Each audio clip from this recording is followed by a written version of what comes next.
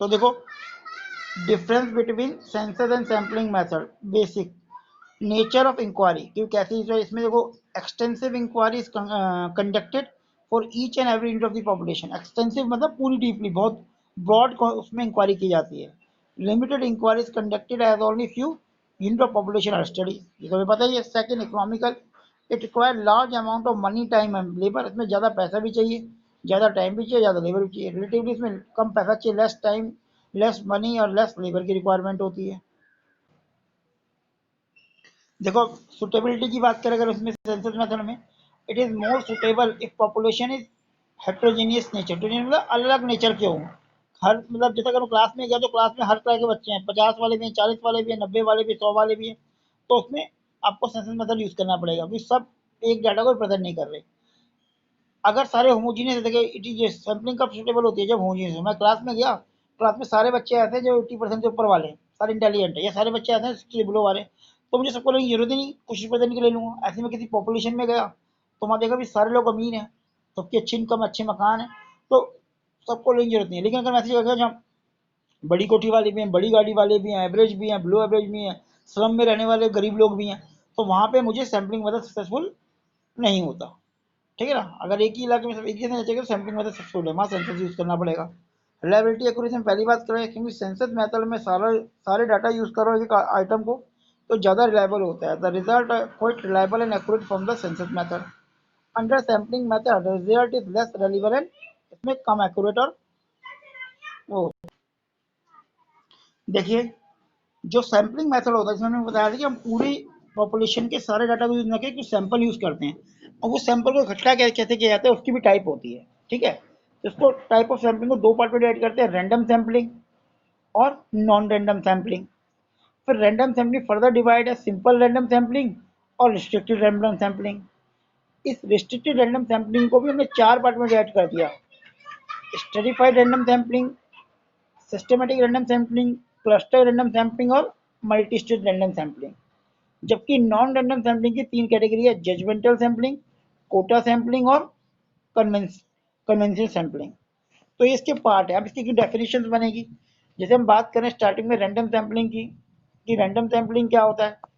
तो random sampling method refer to the method in which the every item of universe has a known chance of being chosen as a sample। इसका मतलब क्या होगा, बात समझ रहे रैंडम सैम्पलिंग में क्या होगा। दोबारा बताता हूँ, random sampling is refer to method in which every item of universe, universe का मतलब जो जिसको आप स्टडी कर रहे हो, जैसे आप एक स्कूल को स्टडी कर रहे हो तो school is the universe, universe has the equal chance, सबके इक्वल चांस होते हैं चूज होने के। ठीक है, आप किसी को देखो, ये बोला था मैंने sampling, there are two method of random sampling.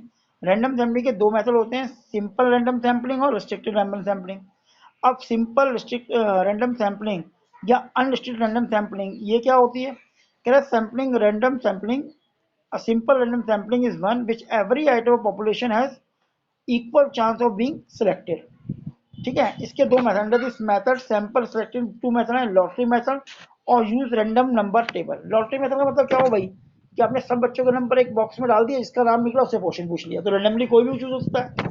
और use random number table, random number table एक टेबल होती है जिसमें कोई भी नंबर चूज होता है, जैसे आप क्लिक नहीं करते कोई नंबर एकदम आ जाता है, आपने बटन क्लिक करा 527 आ गया, 27 आ गया, बटन होते हैं उसमें क्लिक करके नंबर आते हैं, तो it is called random sampling. पहला पॉइंट इसका हुआ।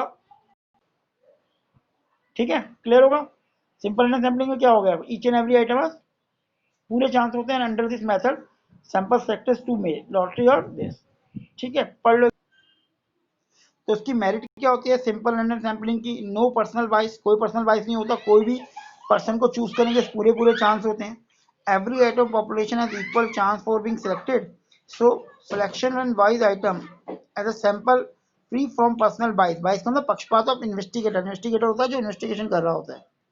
फिर based on probability, due to random sampling simple the rule of probability is applicable. Probability का मतलब होता है किसी भी चांस, चांस प्रोबेबिलिटी मतलब किसी के भी सिलेक्ट होने के चांस होते हैं, उसे कहते हैं बेसिकली प्रोबेबिलिटी। डीमेरिट्स क्या हो गई, अनसुटेबल फॉर स्मॉल सैम्पलिंग, कह रहा है if the sample is not sufficient large and there may not be representative of population, thus not reflect the true and correct population। अगर छोटा इलाका है, स्मॉल सैम्पलिंग आप ले रहे हो, कम उसको ले रहे हो, तो ज़्यादा बेटर नहीं होता है, क्योंकि उससे सही रिजल्ट आपके निकलते नहीं है, सुटेबल नहीं होता। ठीक है ना। तो टेबल थ्योरी मतलब पूरी पॉपुलेशन को सही से रिप्रेजेंट नहीं करता, तो हमने रैंडमली किसी को भी चूज कर लिया। ठीक है। फिर सेकेंड आता है रिस्ट्रिक्टेड रैंडम सैम्पलिंग, कह रहा selection of sample random appropriate with different item of population are homogeneous। ये कब होता है कि डिफरेंट आइटम जो होते हैं होमोजीनियस, एक ही नेचर के डिफरेंट आइटम को आप सेलेक्ट करते हैं, जैसे कहते हैं रिस्ट्रिक्टेड, मतलब आपने डिवाइड कर दिया था। डिवाइड वाला पार्ट मैंने बताया था कि 80% अलग, 60 से 80 अलग, वो इस कैटेगरी में आता है। ठीक है।